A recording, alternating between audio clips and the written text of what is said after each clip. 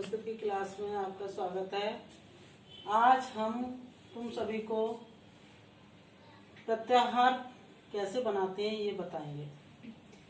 तो उसके लिए हमें महेश्वर सूत्र याद होने चाहिए।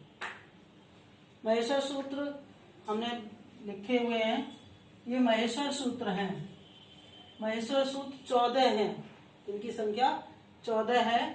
तो सबसे पहले हमें क्या है, इनको याद करना चाहिए। हम 2-4 बार इनको याद करेंगे ध्यान से तो याद हो जाएंगे।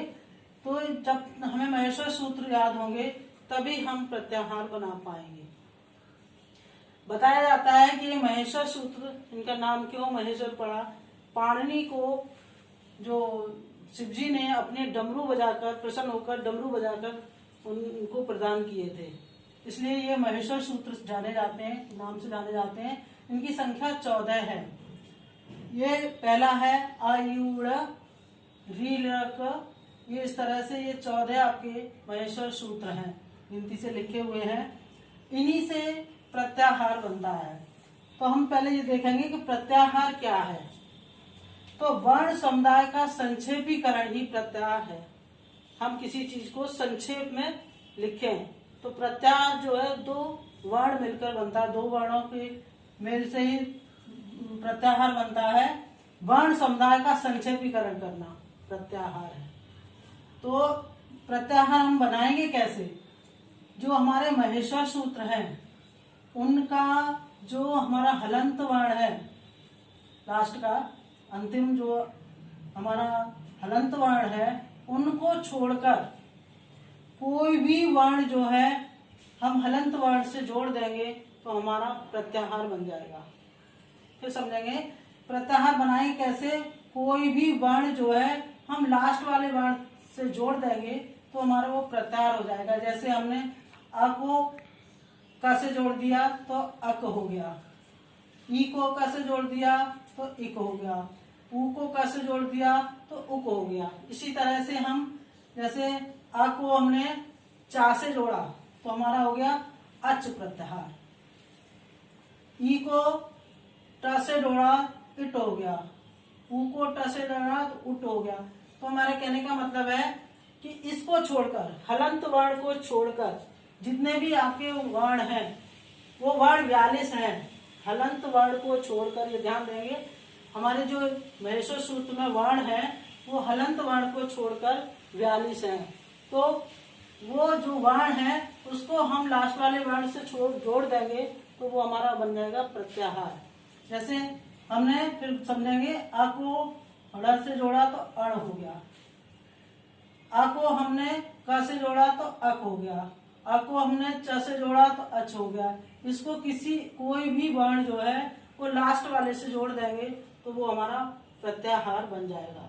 जैसे हमने हल हमारा प्रत्याहार है तो हमने ह को, ये ह जो है ह और ल से जोड़ दिया,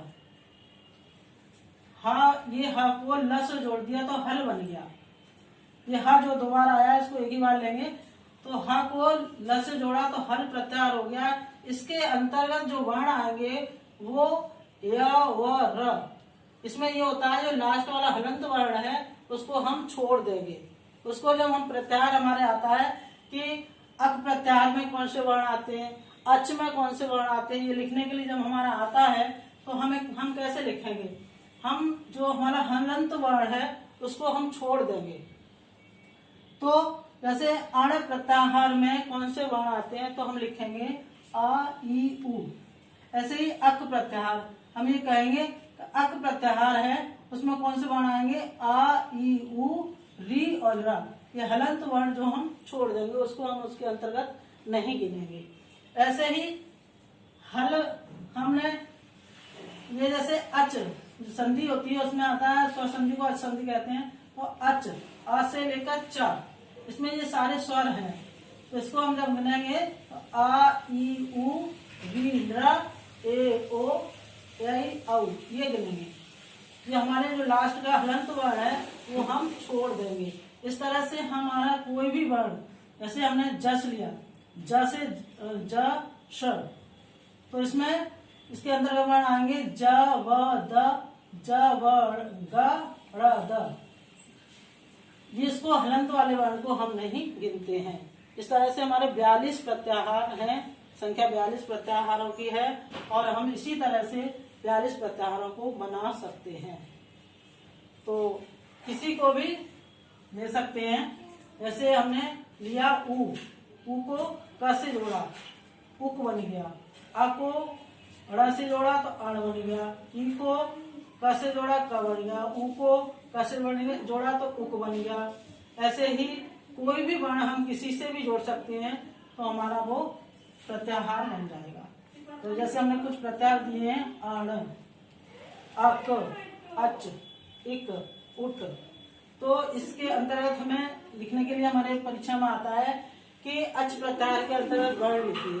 तो हम देखेंगे आ हमारा ये है और च हमारा ये है।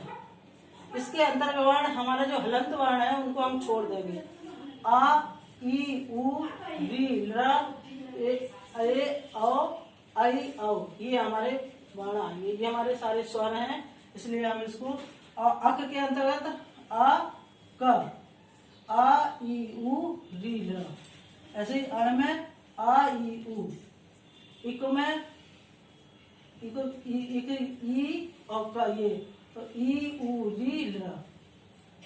तो जिस वर्ण को जिससे जोड़ेंगे उसमें हलंत वर्ण को छोड़कर वो सारे वर्ण गिनेंगे। इस तरह से हम 42 प्रत्याहारों को बनाएंगे कॉपी पर और देखेंगे कि इसको याद भी करेंगे। जब तक आपको महेश्वर सूत्र याद नहीं होंगे तब तक आप प्रत्याहार नहीं बना सकते हैं। तो पहले आप ये 14 जो महेश्वर सूत्र है उनको याद करें और उनसे ये प्रत्याहार बनाएं।